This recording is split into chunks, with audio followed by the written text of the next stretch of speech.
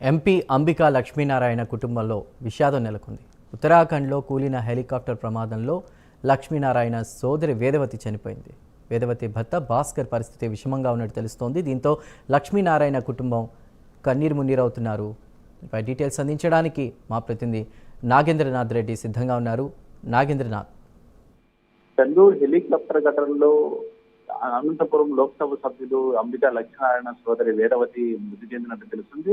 అలాగే ఆమె భర్త ముస్తూరు భాస్కర్ కూడా పరిస్థితి విషమంగా ఉన్నట్టు చెప్తున్నారు.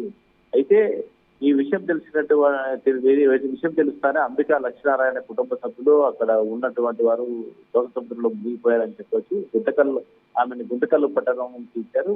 భాస్కర్ గుంతకల్లు పట్టణ వాసి. గుంతకల్ పట్టణంలో కూడా పూర్తి విషాదాలు జరుగుతున్నాయి. చుట్టుపక్కల వారు కూడా చెప్పడం ఏంటంటే చాలా మంచివారు, సహృదయులు, వాళ్ళు సేవాగుణం కలిగిన వారు. అంబికా లక్ష్మీనారాయణ ఎంపీగా ఎలా ఉన్నారు, వీరు కూడా అలాంటి భావన ఉన్నవారు, వీరు చాలా మంచివారు. అలాంటి వారికి ఇలాంటి ఘటన జరిగిందా అంటే మేము నిజంగా చాలా బాధపడుతున్నామని చెప్పడం జరుగుతుంది. అయితే వారు ఈ ఘటన జరిగింది, ఇంకా ఎవరు చనిపోయారు ఏం లేదని మాకు పూర్తి సమాచారం లేదు. వాళ్ళు ప్రాణాలతో తిరిగి వస్తే బాగుంటుందనేసి ఆ గుంతకల్ వాసులు కోరుకుంటున్నారు. అలాగే అంబికా లక్ష్మీనారాయణ గారు కూడా విషయం అయితే వాళ్ళకి తెలిసింది, సోదరి చనిపోయింది, భాస్కర్ పరిస్థితి విషయంగా ఉందని అంటున్నారు.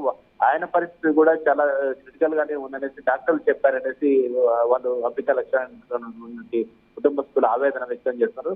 అయితే కనీసం ఆయన ప్రాణాలతో వస్తే బాగుంటాయనేసి కోరుకుంటున్నారు. నిజంగా ఈ ఘటన జరగడం చాలా దురదృష్టకరమైన భావిస్తున్నారు. మొత్తం అంబికా లక్ష్మీనారాయణ ఇంటి వద్ద, అలాగే అనంతపురంలోని అంబికా లక్ష్మీనారాయణ ఇంటి వద్ద, గుంతకల్లో వేదవతి ఎవరైతే భాస్కర్ ఇంటి వద్ద విషాదాలు నెలకొన్నాయి. అంబికా లక్ష్మీనారాయణ హిందూపురం వాసి, ఆయన ఇంటి వద్ద హిందూపురం దగ్గర కూడా చాలా మంది ఇదే బాధపడుతున్నారు. అంబికా లక్ష్మీనారాయణ సోదరికి ఇలా జరిగింది అంటూనే అక్కడ స్థానికులు కూడా చాలా మంది ఆమెతో పరిచయం ఉన్న వాళ్ళు కూడా ఆ పాత జ్ఞాపకాలు నెమరు వేసుకుంటున్నారు. నిజంగా ఆమె చనిపోవడం దురదృష్టకరం అనేసి వాళ్ళు చాలా శోక సముద్రంలో బాధతో చెప్పడం జరుగుతుంది. Right Nagendranath, thank you.